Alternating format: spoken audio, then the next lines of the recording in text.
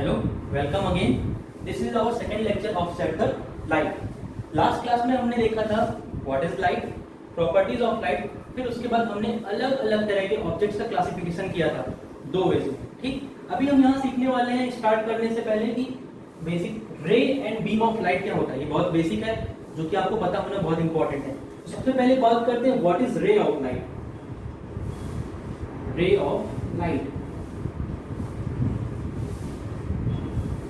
देखिए आपने कई बार ऑब्जर्व किया होगा कि जब आप एक डार्क रूम में रहो और अगर रूम के बाहर से कोई बहुत ही छोटी सी किरण आ रही, कोई बहुत ही छोटा सा होल है, तो एक बहुत ही नैरो पाथ ऑफ लाइट आपको आती हुई दिखती है ना।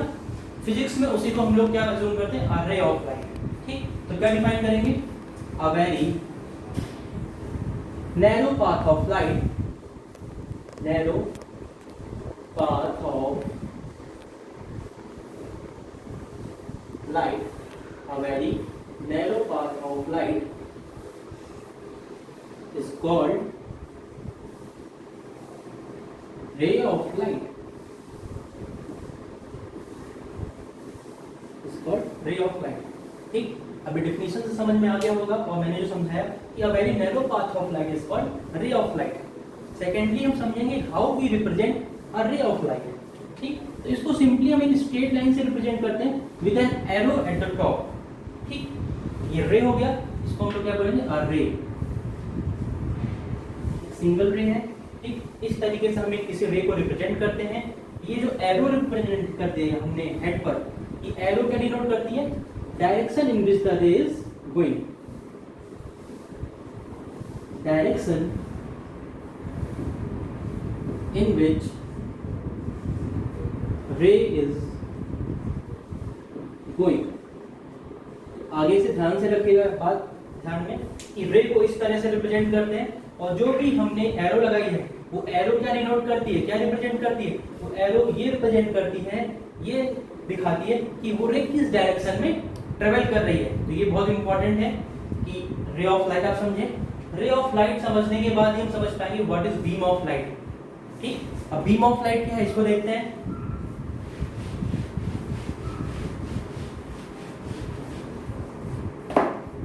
Beam of light, beam of light, beam of light क्या है, collection of the rays is called beam of light. ठीक, मतलब जो भी सिंगल रे आपने देखी थी, इन सिंगल रेज से हम लोग ढेर सारी रेज का कलेक्शन कर ले तो इन रेज के कलेक्शन को हम लोग क्या बोलेंगे, बीम ऑफ लाइट। तो यहां लिखते हैं collection of rays, collection of rays is called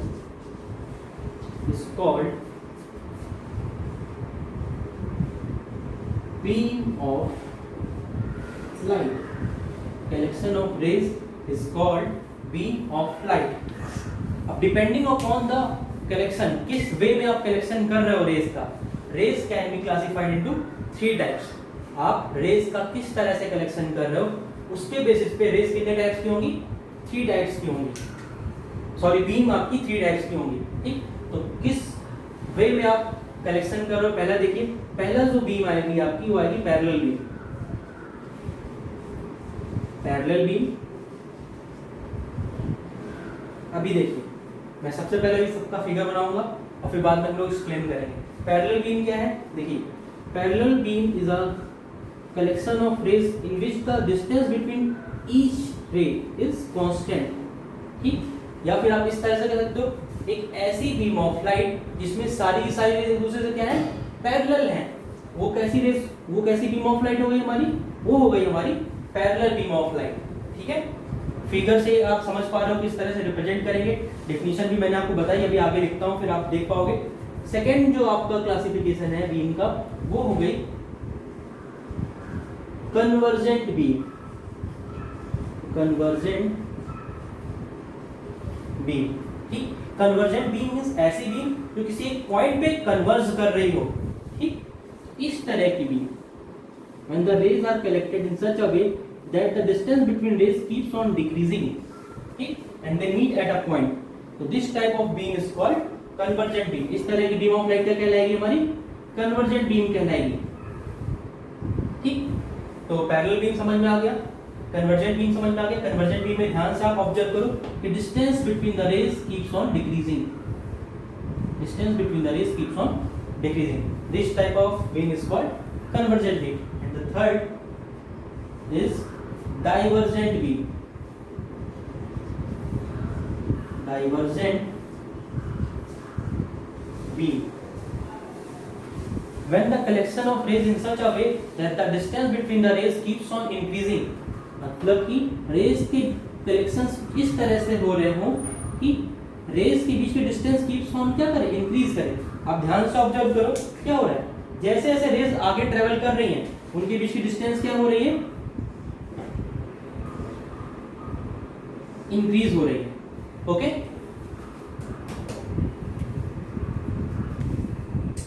okay, तो देखिए पैरेलल बीम मैंने जैसा कि बताया था, the beam of light in which the distance between rays remains constant, this is parallel beam. Convergent beam, the beam of light in which distance between rays keeps on decreasing, ये दिख रहा है, this is convergent beam. And the third one is divergent beam, the beam of light in which the distance between rays keeps on increasing, this is divergent beam. Okay, अभी हम लोग के mind में concept बिल्कुल clear हो गया होगा रे का, बीम का। ठीक, नेक्स्ट हम अब देखेंगे what happens when light falls on any surface. ठीक, तो जब भी लाइट किसी सरफेस पे फॉल होती है वहां पर तीन तरह से अलग अलग तीन इवेंट्स होते हैं। तीन इवेंट्स हो सकते हैं। पहला, when light falls on any surface, पहली चीज क्या हो सकती है, it may go back again in the same medium, मतलब जिस मीडियम से लाइट आई उसी मीडियम में लाइट वापस चली गई। ठीक, सेकेंड जो इवेंट हो सकता है वो क्या हो सकता है, ऐसा हो सकता है कि लाइट जिस भी सरफेस पे फॉल कर रही है, ठीक है, उस सरफेस पे क्या हो जा रही है, ट्रांसमिट कर जा रही है, उस सरफेस से क्या कर जा रही है, ट्रांसमिट कर जा रही है।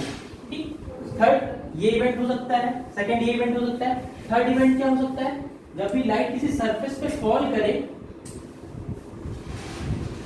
तो ना तो वो वापस से रिफ्लेक्ट करे ना तो वो ट्रांसमिट करे, तो फिर ये तीसरी चीज हो सकती है। पहले केस में when light falls on any surface and bounces back in the same medium, तो इस तरह के इवेंट को हम बोलते हैं reflection of light, reflection of light.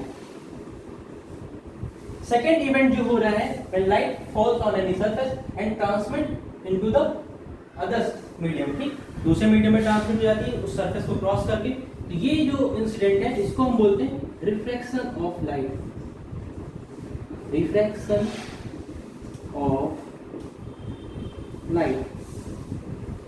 और थर्ड जो इवेंट हो रहा है जहां लाइट ना तो ट्रांसमिट कर रही है ना तो बाउंस बैक कर रही है, इस इवेंट को बोलते हैं absorption of light,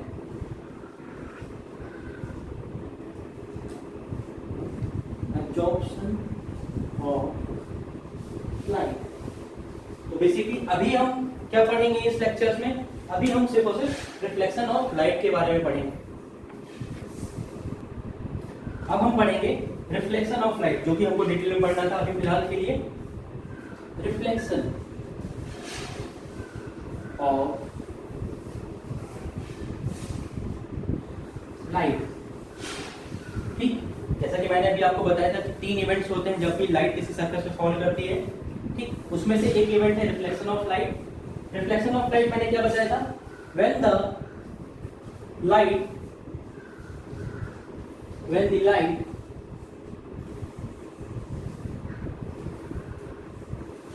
falls on the surface of an object, when the light falls on the surface of an object and bounces back into same medium and bounces back into same medium, then this phenomena is called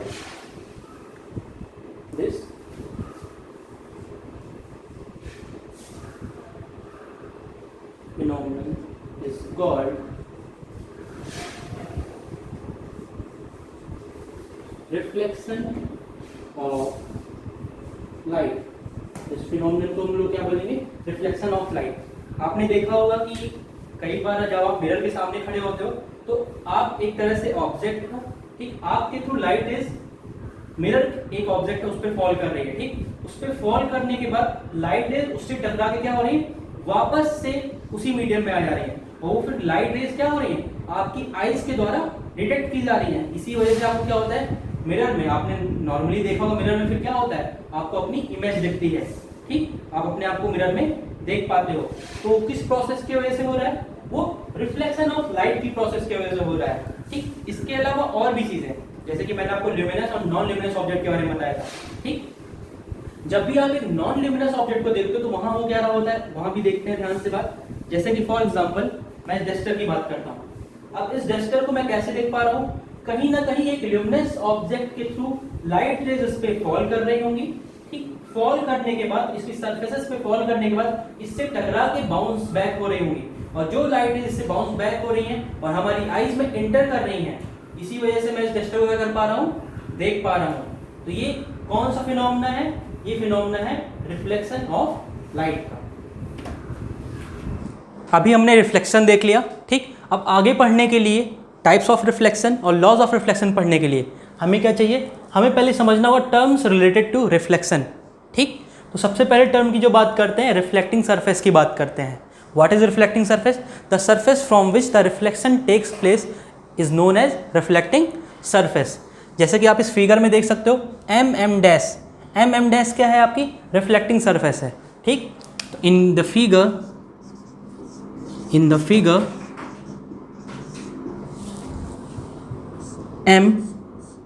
m dash is reflecting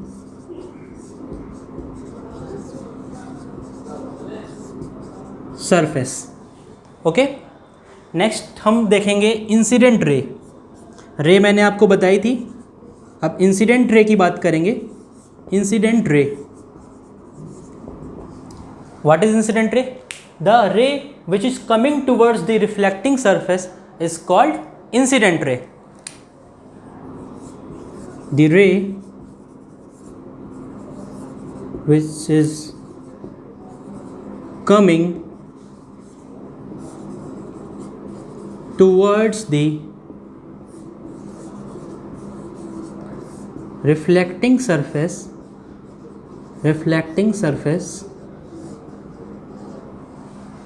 is called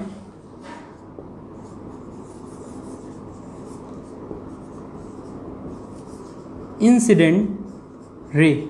मैंने आपको रे पहले ही बता दिया था किस तरह से रिप्रेजेंट करते हैं।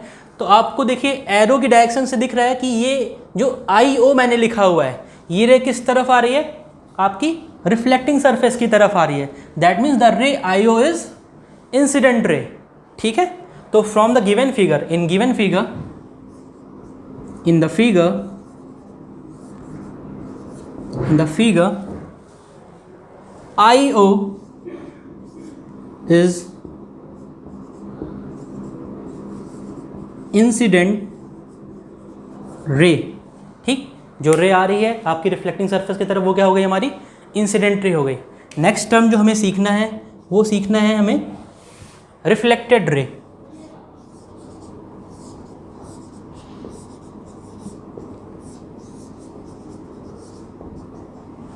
अब रिफ्लेक्टेड रे क्या है, the ray which we will get after the phenomena of reflection is called reflected ray. And one thing more, ये रे क्या हो रही है, ये जो रिफ्लेक्टिंग सरफेस है उससे अवे जा रही है, उसी सेम मीडियम में, ठीक। तो रिफ्लेक्टेड रे किस तरह से डिफाइन करेंगे,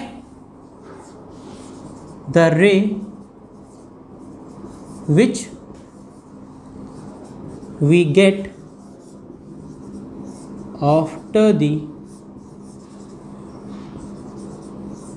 reflection from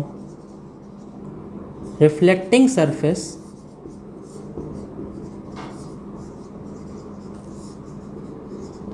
is called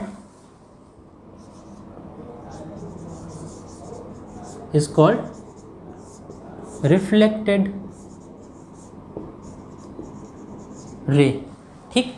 तो यहाँ से फिगर से अगर हमको ध्यान से देखना हो तो इंसिडेंट रे आई, रिफ्लेक्टिंग सरफेस पे फॉल की, बाउंस बैक होके फिर एक रे जाती हुई हमको दिख रही, जो कि क्या है, ओ आर, ठीक, वो रिफ्लेक्टिंग सरफेस से अवे जा रही है, तो ये ओ आर क्या हो गई हमारी, रिफ्लेक्टेड रे हो गई। तो in the given figure, in the figure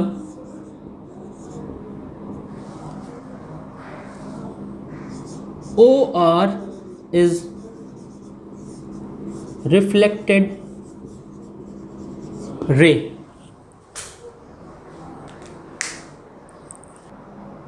okay, अब नेक्स्ट टर्म हम देखेंगे point of incidence. Fourth term है हमारा पॉइंट ऑफ इंसिडेंस। अब देखिए पॉइंट ऑफ इंसिडेंस क्या है, the point on the reflecting surface where the incident ray strikes, और we can say that from where the reflected ray bounces back is called point of incidence. तो simple सा लिखता हूं, the point on the reflecting surface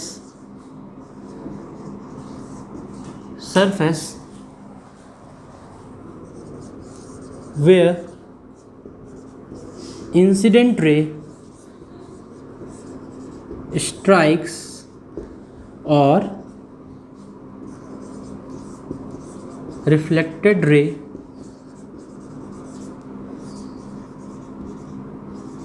bounce back। ठीक है, तो हमने देखिए क्या लिखा, the point on the reflecting surface where incident, यहाँ रे छूट गया है, इंसिडेंट रे स्ट्राइक्स और रिफ्लेक्टेड रे बाउंस बैक। ठीक, फिगर में देखिए तो फिर पॉइंट कौन सा है आपका, ये ओ पॉइंट जो मैंने लिख रखा है, जहाँ इंसिडेंट रे आती हुई दिख रही है और रिफ्लेक्टेड रेस जाती हुई दिख रही है, वो पॉइंट हमारा क्या होगा, point of incidence. Next point हम बात करेंगे नॉर्मल।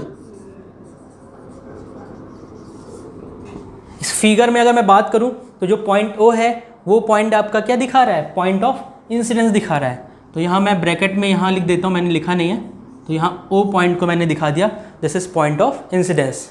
ठीक, नेक्स्ट बात करते हैं नॉर्मल की। अब नॉर्मल क्या है, the line which is perpendicular to reflecting surface, the line which is perpendicular to reflecting surface at the point of incidence, at the point of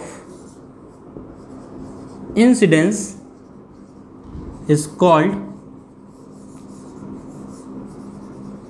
normal. ठीक, तो फिगर देख के आपको बहुत आसानी से समझ में आ रहा होगा मैं नॉर्मल की किसकी बात कर रहा हूँ। अगर फिगर से आप बात करो तो NO जो है आपका, this is a line which is perpendicular to the reflecting surface, देखिए 90 डिग्री का एंगल बन रहा है, which is perpendicular to the reflecting surface at the point of incidence. ठीक, तो ये नॉर्मल हो गया।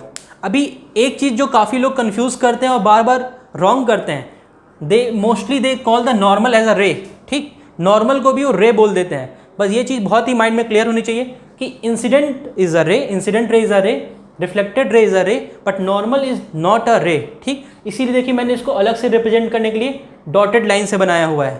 तो ये चीज़ माइंड में बहुत ही क्लियर होनी चाहिए कि normal is a line which is perpendicular to the reflecting surface at the point of incidence. ठीक, इतनी बात समझ में आ गई होगी। अगर मैं फिगर की बात करूं तो in this figure, in figure NO is normal. ठीक, अब बात करते हैं हम एंगल ऑफ इंसिडेंस की। एंगल ऑफ इंसिडेंस मैंने फिगर में उसको रिप्रेजेंट किया है आई से। पहले मैं इसको फिगर में जो लिखा है ब्रैकेट में लिख देता हूँ ताकि आपको चीज़ें समझ में आ जाए। अभी देखिए एंगल ऑफ इंसिडेंस किसके बीच का एंगल है, ये हमारी नॉर्मल लाइन और ये हमारी incident ray. That means the angle between the incident ray and the normal is called angle of incidence. The angle between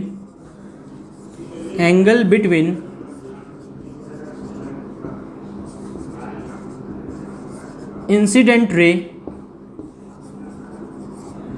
and normal, the angle between incident ray and normal is called angle of incidence। ठीक, angle of incidence समझ में आ रहा है? तो जब भी आपसे पूछा जाए एंगल ऑफ इंसिडेंस क्या है, तो आप देखिएगा कि आपकी इंसिडेंट रे कौन सी है और नॉर्मल लाइन कौन सी है, उनके बीच में बनने वाला एंगल क्या कहलाएगा? Angle of incidence. नेक्स्ट जो टर्म है वो हमारा है एंगल ऑफ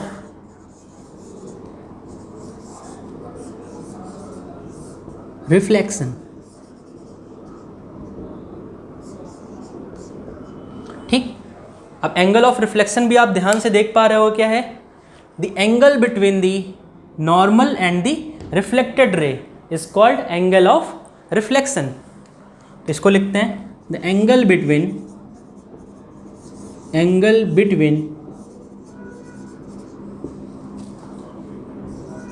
reflected ray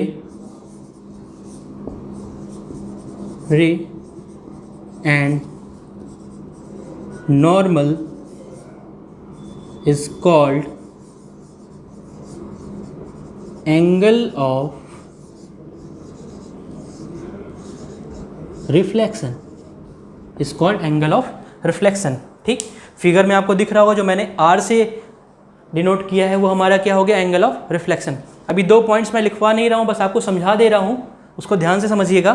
ठीक, angle between the reflecting surface and the reflected ray is called glancing angle of reflection, is called glancing angle of reflection. Next है angle between the incident ray and the reflecting surface is called glancing angle of incidence. तो ये मैंने जो GI लिखा है वो actually क्या है? Glancing angle of incidence. ठीक, बहुत सिंपल सी बात है, रिफ्लेक्टिंग सरफेस और इंसिडेंट रे के बीच में बनने वाला एंगल क्या कहलाया? Glancing angle of incidence. ठीक उसी तरीके से रिफ्लेक्टिंग सरफेस और रिफ्लेक्टेड रे के बीच में बनने वाला एंगल क्या कहलाया? ग्लैंसिंग एंगल ऑफ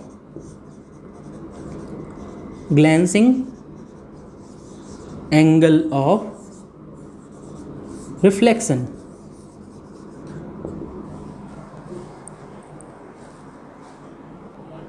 ओके, तो इस वीडियो में हमने क्या क्या देखा? हमने देखा व्हाट इज रे, what is beam, types of beam, फिर उसके बाद हमने रिफ्लेक्शन देखा। ठीक, व्हाट इज रिफ्लेक्शन देखा, फिर हमने फाइनली देखा टर्म्स रिलेटेड टू रिफ्लेक्शन। तो आज की क्लास में अभी हम यहीं तक देखेंगे। नेक्स्ट वीडियो जब भी अपलोड होगी उसमें हम लोग types of reflection and laws of reflection को अच्छे से देखेंगे। तो आज की क्लास यहीं तक। Thank you.